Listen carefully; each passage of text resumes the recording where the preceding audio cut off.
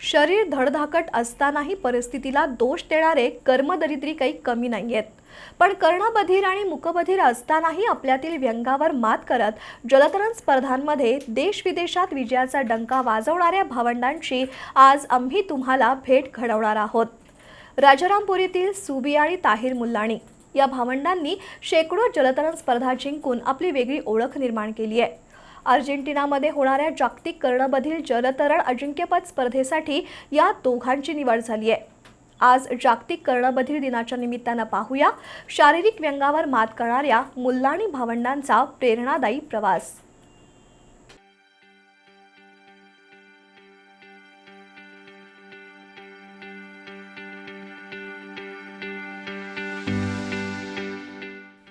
आवाजाविना चेहऱ्यावरचे हावभाव आणि हातवारे करून संवाद साधणारी सुबिया आणि ताहिर मुल्लानी ही भावंड. यांना कानानं ऐकू येत नाही आणि कंठातून शब्द फुटत नाहीत, पण तरीही त्यांची जिद्द कौतुकास्पद आहे. त्यामुळंच त्यांचं तोंड बोलत नाही, तर जलतरण खेळातील त्यांचा भीमपराक्रमच खूप काही सांगून जातो.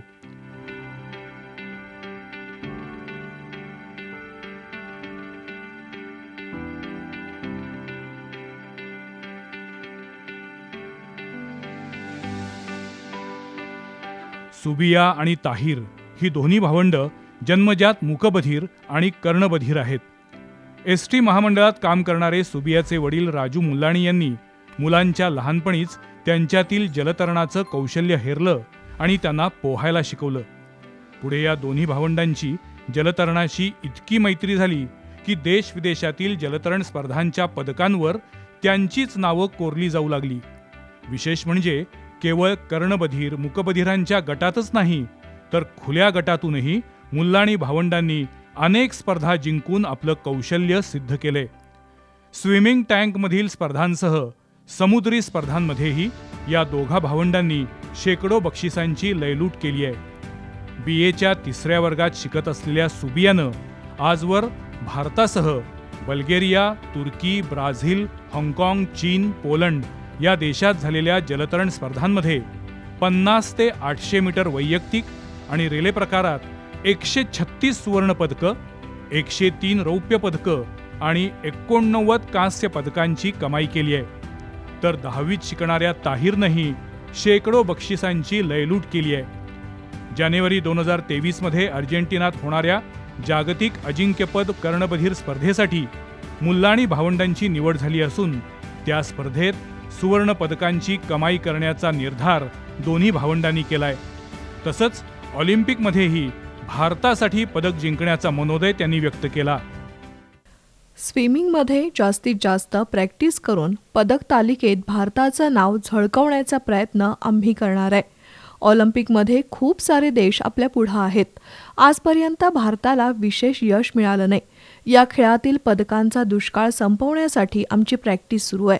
अर्जेंटिनातील स्पर्धेत देशासाठी मेडल जिंकून पुढं ऑलिम्पिकमध्येही भारताचं नाव मोठं करू. ब्राझीलमध्ये झालेल्या डेफ ऑलिम्पिक स्पर्धेत खेळलेल्या भारतीय संघात मुल्लानी भावंडांचा समावेश होता. त्या स्पर्धेत भारतीय संघानं 8 सुवर्ण, 1 रौप्य आणि 1 कांस्य पदक जिंकलं. संघ मायदेशी परतल्यावर पंतप्रधान नरेंद्र मोदी यांनी त्यांच्या कामगिरीची नोंद घेऊन आपल्या निवासस्थानी त्यांना मेजवानी दिली.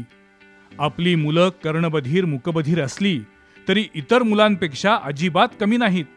प्रचंड आत्मविश्वास आणि जिद्दीच्या जोरावर ते जलतरण क्षेत्रात भारताचं नाव उज्ज्वल करतील असा विश्वास सुबियाचे वडील राजू मुल्लानी व्यक्त करतात. यांना मिळणाऱ्या सोयी सुविधा नक्कीच तुटपुंज्या आहेत, पण ह्या तुटपुंज्या सोयी सवलतीत सुद्धा त्यांनी भारताचं नाव उज्ज्वल करावं आणि भारताला डेफ ऑलिम्पिकमध्ये गोल्ड मेडल जास्तीत जास्त मिळवून आणून द्यावं एवढीच अपेक्षा.